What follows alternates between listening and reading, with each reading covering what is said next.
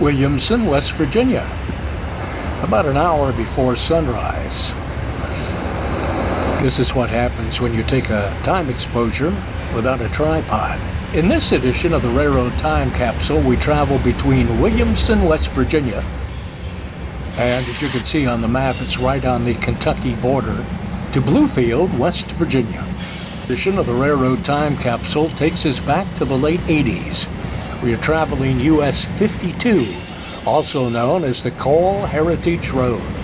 The map highlights the route the railroad takes. We pretty much stayed on 52. Back in the 80s, there were plenty of places to pull off and take pictures. Let's hope it's still that way today. Sun is up, foggy day, but that's all right.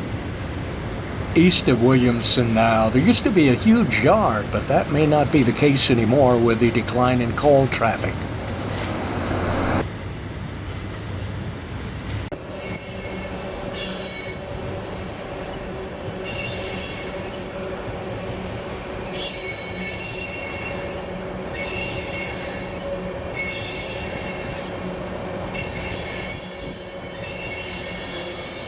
By this time, it had been quite a few years since the Norfolk and Western merged with the Southern. At this time, not all the engines had been repainted, which was a real treat. Also, the amount of traffic on the line this day.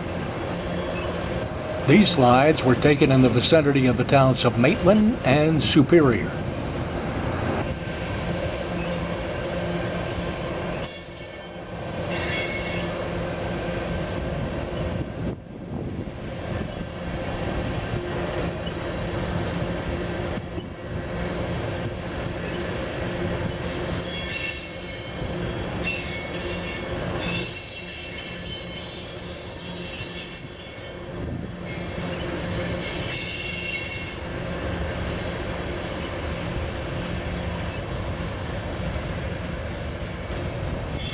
This view leaves little doubt to our location, Bluefield, West Virginia.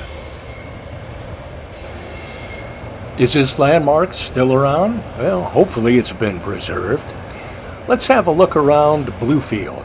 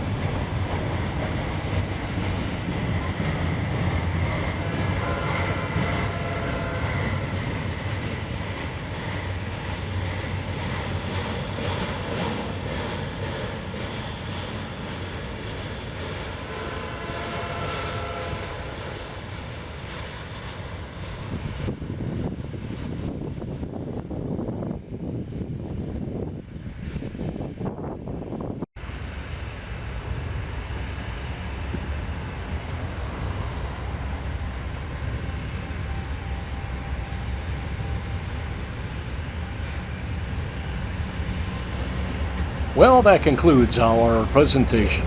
If you're looking for a scenic drive right next to the tracks, I would highly recommend US 52. Hopefully it hasn't changed that much from the 80s. Back then it was a very scenic drive, with all the hills, mountains, and streams, plus the railroad providing great views of tunnels and trestles.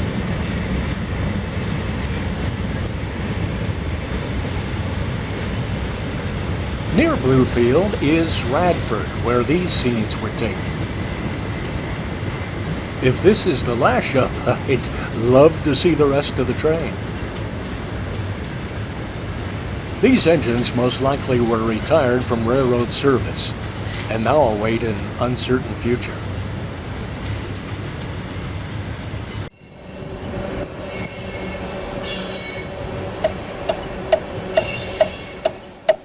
Where will the Railroad Time Capsule land next?